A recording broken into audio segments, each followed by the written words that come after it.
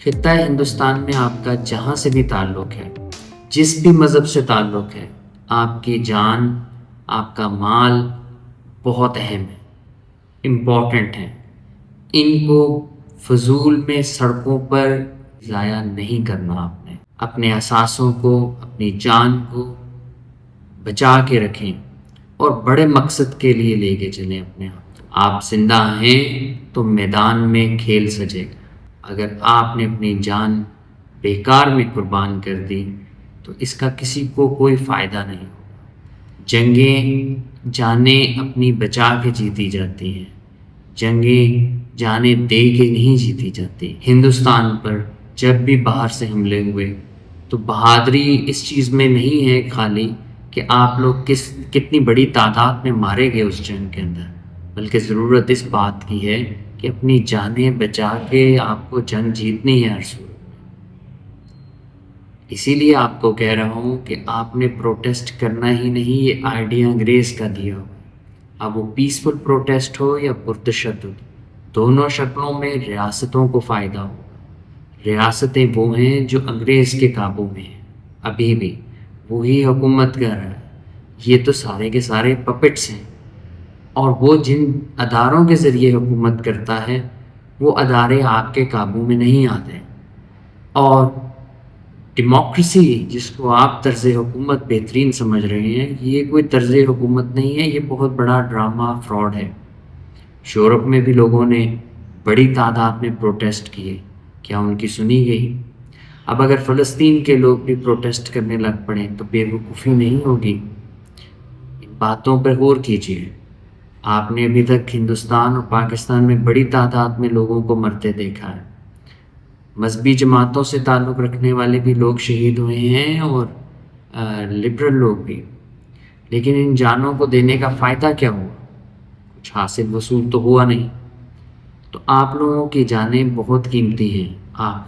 آپ کا تعلق کسی بھی مذہبی گروپ سے کیوں نہ ہو، کسی بھی مذہب سے کیوں نہ ہو، کسی بھی سیاسی پارٹی سے کیوں نہ ہو، اپنے ورکرز کو اس طریقے سے سڑکوں پر نہ قربان کیجیے۔ دور اندیشی سے کام لیجیے۔ لوگوں کو گھروں سے نکالنا آسان ہے، ان کی جانوں کی حفاظت کرنا اور کس کی ذمہ داری ہوگی؟ ان باتوں پر غور کیجیے، اپنی جان کے حوالے سے خود سوچیے اور بڑی جنگ لڑنے کے لیے تیار ہوں۔ اور وہ جنگ ان کے اصولوں کے مطابق نہیں لڑنی جن سے ہم نے جنگ لڑنی ہے۔ خطہ ہندوستان کے تمام ممالک آج بھی انگریز کے غلام ہیں۔ اس حقیقت کو جتنی جلدی ہم لوگ تسلیم کر لیں گے، جنگ لڑنا ہمارے لیے اتنا ہی آسان ہوگا۔ ادروائز کچھ اور نہیں ہوگا۔ اس خطہ ہندوستان میں مزید خون گرے گا، مزید نفرتوں کے بیج بوئے جائیں گے، اور اس کی قیمت آپ بھی چکائیں گے، آپ کی آنے والی نسلیں بھی چکائیں گے۔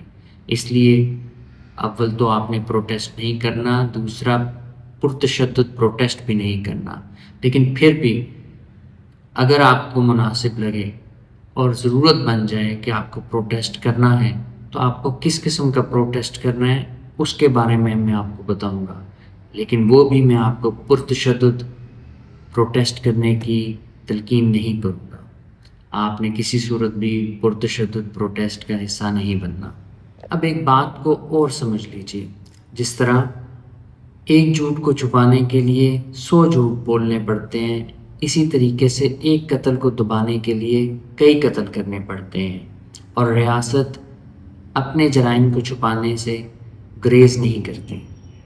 پاکستان میں بھی اگر دیکھیں یا دیگر ممالک میں بھی، یہ حکومتیں جو ظلم کر رہی ہیں ان کو کوئی خوف نہیں ہے، نہ عوام کا نہ عالمی اداروں کا۔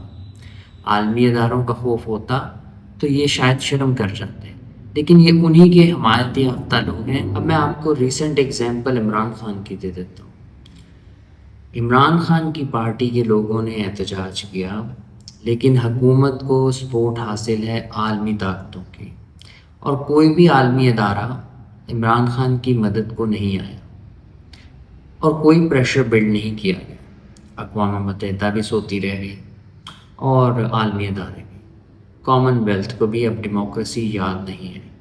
حقیقت تو یہ ہے کہ عمران خان نے جہاں پاکستانی نظام کو ایکسپوز کیا، وہاں اس نے انٹرنیشنل آرگنائزیشنز کو بھی ایکسپوز کرتی ہے اور ان کے جو ڈبل سٹینڈرڈز ہیں اس کو بھی ایکسپوز کرتی ہے. جس طریقے سے یہ لوگ ہم لوگوں کو بھاشن دیتے ہیں آ کے ڈیموکریسی کا، ہیومن رائٹس کا، اب ان کو کیوں نہیں یاد آتے؟ اس لیے عمران خان بھی ان ممالک سے مدد کی اپیل نہیں کر رہا. اس نے اپنی جنگ خود لڑنی ہے اور آپ نے بھی اپنی جنگ خود لڑنی ہے. یہ بات عمران خان کو بھی سمجھ آئی ہے اور آپ کو بھی سمجھ آ جانی چاہیے. یہ جنگ روایتی جنگ نہیں ہے، یہ بہت کمپلیکیٹڈ ہے، اس میں چیزیں سمجھنے کی ضرورت ہے. اور میں اب جو آپ کو آگے چیزیں بتاؤں گا اس میں آپ کو تعلق جوڑتا ہوا تھوڑا سا بتاؤں گا کہ حکومت کو کیا فائدہ ہوتا ہے جب آپ پروٹیسٹ کرتے ہیں. آگے آنے والی کسی ویڈیو میں آپ کو ضرور بتاؤں گا کہ یہ پیسفل پروٹیسٹ کا آئیڈیا کس طریقے سے انگریز نے ہم کو دیا اور جس پر ہم آج بھی بڑے زبردست طریقے سے لگے ہوئے ہیں اور ہم سمجھتے ہیں یہ ڈیموکریسی کا ایک جز ہے. خطہ ہندوستان میں جتنے بھی پولیٹیکل سٹیٹس انگریز نے بنائی ہیں ان کی اپروچ کافی زیادہ مٹیریلسٹک ہے. یعنی ان ریاستوں میں پیسے کو آپ پر زیادہ ترجیح دی جاتی ہے. سرکار پیسے پر یا اپنے مفادات کی حفاظت کے لیے آپ لوگوں کی جان بھی لے سکتی ہے، آپ لوگوں کے مال پہ قبضہ بھی کر سکتی ہے. اور یہ مفادات برطانیہ کے مفادات کے ساتھ بہت اچھے طریقے سے جڑے ہوئے ہیں. آگے کسی ویڈیو میں یہ بھی بتاؤں گا آپ کو کہ پنجابی میں کہتے ہیں انے ہاتھ بٹیرا یا نہیں چڑھتا. یعنی ایک نابینا انسان، بلائنڈ انسان کے ہاتھ میں اگر کوئی پرندہ آ جائے، بٹیر آ جائے تو وہ اس کو آسانی سے جانے نہیں دیتا. تو انگریز نے ہمیں آزادی اتنے آرام سے تو دینی نہیں تھی. یہ جو ریاستیں ہیں پاکستان، ہندوستان، بنگلہ دیش وغیرہ، یہ مٹیریلسٹک سٹیٹس ہیں. اس میں مٹیریل کو امپورٹنس ہے، آپ کو نہیں. اور یہی وجہ ہے کہ جب آپ پروٹیسٹ کرتے ہیں تو حکومت یہ دیکھتی ہے کہ معیشت کا پہیہ چل رہا ہے کہ نہیں، نظام حکومت کے اندر کوئی خلل تو نہیں آ رہا. تو ان کی معیشت کے جو پہیے کو اگر آپ جام نہیں کر سکتے، روک نہیں سکتے، تو آپ کے پروٹیسٹ نے ان کو ذرا سا بھی کوئی تکلیف نہیں پہنچانی ہوتی. معیشت کا پہیہ چلتا رہے، سرکار کے خزانے میں پیسے آتے رہیں تو سرکار خوش ہے. بے شک آپ لوگ سڑکوں پہ ایک دن بیٹھیں یا 1000 دن بیٹھیں، ان کو کوئی پرابلم نہیں. طے ہندوستان کے ممالک پر جس ایک خاندان کی حکومت ہے اس کی نظر آپ کے ٹیکس کے پیسوں پر ہے، کیونکہ یہ غلامی آپ کو نچوڑنے کے لیے ہے، آپ کو زنجیریں پہنانے کے لیے نہیں. آپ اپنی مزدوریاں روٹین میں کرتے رہیں، ان کو سے کوئی غرض نہیں، بلکہ ان کو تو اچھا لگتا ہے کہ آپ مزدوری کر رہے ہیں. لیکن ٹیکس وقت پہ دیں اور یہ حکومتیں ٹیکس کلیکٹ کرتی رہیں اور پھر جو میکنزم انہوں نے بنایا ہوا ہے اس کے تحت برطانیہ کے پاس پیسے پہنچ جائیں. اس لیے اگر آپ کے پروٹیسٹ سے حکومت کی ٹیکس کلیکشن میں فرق آتا ہے تو حکومت کو یہ بات کسی طور بھی گوارا نہیں کہ ایسے پروٹیسٹ ملک کے اندر کیے جائیں. پوائنٹ نمبر 2، نیریٹو، بیانیہ. حکومتوں کے پاس ایک اپر ہینڈ ہوتا ہے کہ وہ بیانیے کو ترتیب دے سکے، کیونکہ میڈیا کو یہ کنٹرول کر رہے ہوتے ہیں، انفارمیشن ان کے ہاتھ میں ہوتی ہے. اور آپ جو بھی پروٹیسٹ کر لیں اگر اس کو میڈیا کور نہیں کر رہا تو آپ کو ایسے لگے گا کہیں پہ کوئی پروٹیسٹ ہوا ہی نہیں. اگر میڈیا بہت سے کرائمز کو رپورٹ نہیں کرتا، جیسے بینکس کے اندر کرائم ہوتے ہیں تو میڈیا کے اندر رپورٹ نہیں ہوتے، ان کے پاس کافی پیسہ ہے اور یہ اپنے کرائمز جو بینکوں کے اندر کرائمز ہوتے ہیں اس کو بڑے اچھے طریقے سے چھپا لیتے ہیں تاکہ آپ لوگوں کا ٹرسٹ بینکس کے اوپر قائم رہے. تو اسی طریقے سے آپ کے پروٹیسٹ کے اندر بھی جب آپ کی آواز کو دبانا ضروری ہوتا ہے یا اس کو ایک غلط رنگ دینا ہوتا ہے تو بڑے آرام سے حکومتیں کسی بھی پروٹیسٹ کو غلط رنگ دے دیتی ہیں.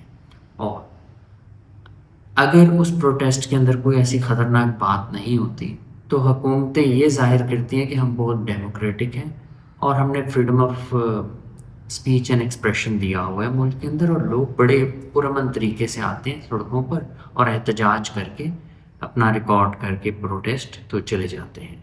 اور یہ ڈیموکریٹک سوسائٹی ہے اور اس طریقے سے وہ انٹرنیشنلی اپنا امیج بلڈ کرتے ہیں۔ آنے والی ویڈیوز میں مزید پوائنٹس کے اوپر روشنی ڈالوں گا پروٹیسٹ کے حوالے سے، اور آپ کا بہت شکریہ کہ آپ نے ٹائم نکالا اور میری باتوں کو غور سے سنا۔ شکریہ۔